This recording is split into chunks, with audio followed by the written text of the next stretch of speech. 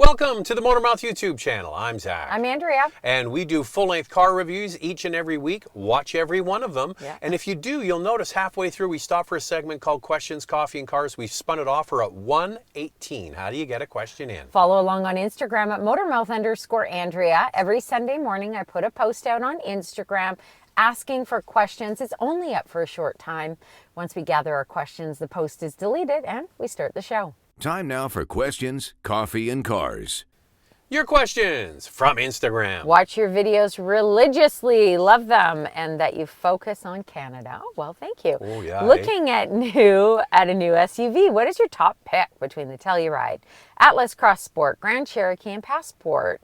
Limited on garage length, so Telluride is the biggest we can go. Any wild card? Okay, so what would you pick out of those ones, would you say? The Passport was just sort of updated. It did a minor tweak to it, and it's the last of the V6, and you're getting a V6 over the Volkswagen that has a Turbo 4. And is there any wild card? I do like Telluride. I mean, if it's pushing the length of your garage, if you can squeeze it in, that's a pretty nice ride. I've got a great wild card. Oh, really? Yeah. Mazda CX-70. Of course you're going to say that. How about it?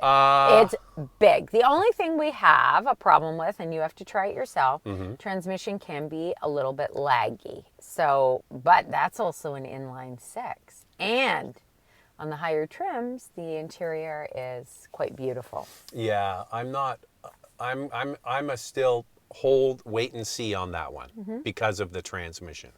And there's lots of, I can't remember, Motor Trend, Car and Driver, Road and Track, one of the big gloss magazines had a long-term test and they noticed the same thing. They noticed oh, the excuse same. me, I'm spilling. I hate when that, However, why is a brand new cup leak? But that was, they were complaining about the plug-in, which is also something you might want to consider.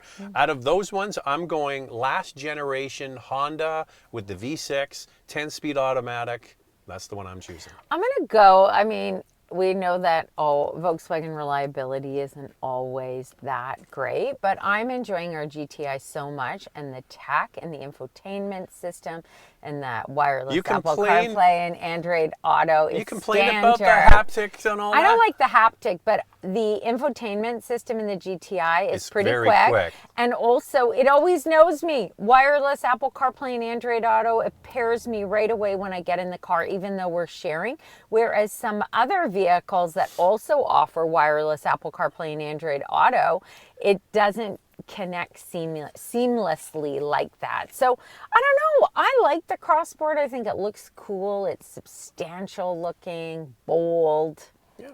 I like it. You know Try them all out and buy the one you like. I find that the Passport is good, and I agree with you with the V6, but the interior is just so plain. All right, and we I left think Honda out can do more. Grand Cherokee, and it does have the Pentastar V6. And I just don't like this new model as much as I like the old one. I like the old one way more. The last generation Grand Cherokee, I just thought it was a fantastic product, and it proved to be very reliable. This one, I just don't like it as much. And I have heard that the infotainment system in the newer model has had some issues. I know that Stellantis was working on that. Hopefully they've sorted it out. Hi, Andrea and Zach, love the show. Thank you. Please comment on aftermarket warranties. I've been reading about some of the ones advertised and aren't really all that great. What are your suggestions for buying one once the manufacturer warranty expires? I don't know enough about this subject, to be honest with you. I can't really give a recommendation on anything because I've never ever bought one. No. There's lots of them out there, and we have a friend of ours who bought a 5 Series BMW, and he got the aftermarket warranty, and he got the replacement insurance as well, and he wasn't in an accident, and he was paid out fully. So I don't have enough knowledge of this. It's one of those things, Andrea, we should probably get somebody who sells these and is impartial. Yeah, and could sells talk a bunch about of brands them. and then find out what they suggest. Now, I did reach out to Vancouver Volkswagen because we deal with Mark there, and he's have a wealth Volkswagen of knowledge, like just amazing stuff, and he answers all of our questions that we have. And I asked him about it, and he said, well, the thing about them that you have to be careful with, and he's not promoting for you to buy a manufacturer warranty at all. He was just giving me some feedback. If you have an issue with the vehicle and it gets fixed under warranty, Volkswagen offers a 4-year warranty. Many of these aftermarket warranties, they want you to get the vehicle inspected. And if there are any issues, and they've been fixed, let's say by the manufacturer, they won't cover it moving forward, that particular issue. It's kind of like healthcare, like when you get insurance, if you've already had that problem, they're not going to cover it. Yeah, it's like a pet. You. If you buy pet insurance and your dog's had a pre-existing, they're going, oh, you're not covering that. No. We had a dog who ate something, and they basically said, we're not covering from his mouth to his back end. And we're like, well, that's everything. Well, we fought it and we won. We took on the insurance company and beat them. So you do have to really be careful with them, and you're going to have to really read through what it contains and what you really get. I don't know and if enough it's about worth it. it. I just don't know. So I did ask Mark also about the manufacturer warranty, and what did he say? So he said, okay, Volkswagen offers that 4-year warranty, and then the extended warranty is 8 years, and Volkswagen doesn't charge for the overlap. So you'd get your 4 years, and then that extended warranty would kick in for another 4 years. So let's say that you're on a tight budget and you're going to pay for this vehicle over a 7-year period, and you have a certain amount that you can afford. And then all of a sudden a repair comes on, and you're like, well, how am I going to pay for this now? So sometimes it helps people sleep at night. Like we said, we have never purchased an extended warranty. That's what I wanted to jump in and give an example. Now, this has a P in the name. It's a Porsche, so it ain't cheap. But this car ran out of its regular bumper-to-bumper or comprehensive warranty in March. I hope I'm not jinxing this now. I hope I'm not. I got to touch. Knock on wood. Hey, there's no fake wood in here. Knock on wood. Knock on your head. That's the rule. I said, well, how much is it to extend, like to get a CPO extended warranty? For 2 years was $5,000. Yeah. And I was like, $5,000. Now with a Porsche, you could get a $5,000 bill easily if you went to the dealer. Yeah. But you don't have to go to the dealer to get your car fixed. And I know people who will fix this car for a lot less. But yeah, I was just not willing to do that, Andrea. I wouldn't sleep well at night knowing I spent 5 Gs. And, labor is more expensive these days. And I think some people are shocked when they bring their vehicle into the dealership and they go, what? And then also parts are more expensive now. You got to do what's right for you. We don't do it, but that doesn't mean that you shouldn't. Yeah. Okay, one quick thing I just touched on it a moment ago. Once the car is out of warranty, you don't have to take the car to the dealer anytime after you've bought it. You don't have to take the car to the dealer to get it fixed. Their shop rate is higher. Their diagnostic rate is higher. You are paying to keep that whole dealership going. You can find, if it's, say, a Honda, there'll be a Honda specialty shop, hopefully somewhere where you live, and you can take it there. Here's something interesting. My father-in-law and his wife, they have a Volkswagen. It's an older model. They have gone to the dealership for every single thing. Do you know why she goes to the dealership? Because she has an excellent relationship with her dealership and she trusts them. Oh, yeah. And she really doesn't want to go anywhere else. I'll tell you. Zach was like, oh, why are you taking it to the dealership? She actually fought us on it and said, no, I will continue. I love the dealership. My dad hates the fact that she takes it to the dealer because he's Scottish and he doesn't like paying. But of course they treat her well over there, Andrea. Because every time they see her come walking in the door, it's a G note. Well, that's we the don't problem. know that for sure. Yeah, no, she never said that. I've been on the calls, and they go, "Well, they couldn't find the front wheel was unbalanced, and they changed this and that. It was $1,000." I'm like, "What the hell?" The reality is this: to each their own. People do what makes them feel most comfortable. I love your show. Thank you. I was wondering if you could help me figure out how to get the actual value for my trade-in car. I noticed that Black Book shows a much higher value compared to what the dealer is offering me. Any suggestions on how I can go about this? That's a good question. Well, yeah, you want to use Black Book as a guide, and Black Book, just so you know, is what dealers are paying for cars at auction. So what they do is they monitor ADESA and other major auction sites, and they see, and it's updated weekly, they see what the cars are rolling across the auction for. So that's dealer Bob selling it to dealer Sally, and she's bid $15,000 for that car, and you go in there and they offer you 10 or 12. Yeah. So you know that they're being cheeky with their bids. So use that Black Book number. to your advantage, and you can say the black book price, what they're selling for at auction is this, because the black book price is the wholesale price. They're still going to mark the cars up on top of that, and they're going to make, I mean, dealerships make good money on used cars. That's why they want used cars. They like trade-in cars. That's why they call people and say, are you willing to trade in your car? We're going to get you into a new model for the same monthly payments. Definitely use Black Book as a guide, but I think anytime you are doing a trade-in at a dealership, they're never going to give you that exact value. So sometimes selling it on your own privately is a better option. You'll get more out of that vehicle. However, in saying that, there was just something on the news last night. Someone was selling their Porsche Cayenne. Oh yeah. Did you see that? Oh yeah. So the woman comes up to the door, knocks on the door to see the guy, and what happens next? So she wants to see the vehicle. So he It was comes actually this out. car, same color, everything. Same color. So there were two cars when they go back to look at their footage. One dropped the woman off in a blue BMW, and there was a gray BMW waiting while the woman was doing the deal.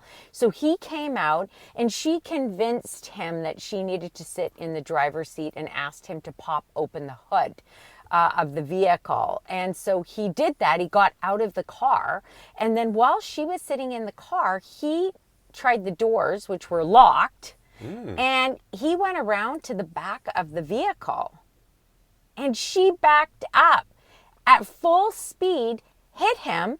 The man, I think, hasn't been able to walk for a month. Like he had some injuries, nothing broken, but this is serious stuff. So be very careful. Okay, so I just want to talk about, back to the question at hand. All right, get multiple quotes for an offer on your car. So if it's a mainline car like a Honda or a Ford or whatever, you can go to all of the dealers in the neighborhood and say, I want to trade this in on this car. What are you going to give me for my trade? And sometimes you got to look at the total deal. So maybe they might adjust the price of the new car down, and they're not giving you as much for the trade-in, and it might be a better deal. But you want to get the most you can. Excuse me, so you can start playing that game, use the Black Book, use other dealers' quotes, and the advantage to that is you also get the tax credit for the value of your car against the cost of the new one. This sort of carjacking thing is, you know, is not good, but yeah, there you go. Well, the one thing I always do with the car when we've sold cars is I always drove to never let them park the car, because we had a Honda Accord and the woman tried to park it, backed into the car behind. The car was mint on the outside, and then it had a divot in the bumper where the screw from the license plate of the car behind punched a hole in it. And I was like, really, lady? And so what I do is I go to a residential area where there's nobody around, and then I let them drive the car. But if that was the case, you would see somebody following you, right? Yeah, you would. Yeah. And an open parking lot is another good thing, maybe a mall or a community center. Nissan is suffering from lackluster sales and just an overall decline in their finances. Where do you think their problem lies? I think that their designs are excellent and they seem to drive well. So how come consumers has such a negative opinion of the brand? So don't give your answer. I'm going to give you I'm going to guess what your answer is. And I think it starts with the letter H. H? Mine doesn't. They have no hybrids. Oh, I'm going to say, well, actually, I could have said H too. History. Yeah. CVT. I was thinking C. No, I think it's the fact that Honda has the Accord hybrid, the CR-V hybrid, now the Honda Civic hybrid. Toyota has hybrid everything, and people want hybrids. And I think that's a big factor. And they don't have any plans until 2027. We heard it from a top executive, and they're maybe not even going to do regular hybrids. They're going to do plug-in hybrids only. That's a mistake. Maybe plug-in hybrids. We did a review of the Rogue earlier in the year, and we said, go down to the Toyota store and see what they have. Yeah. They've got hybrids, or people lined up for hybrids all day long. I know. So my side of it was history.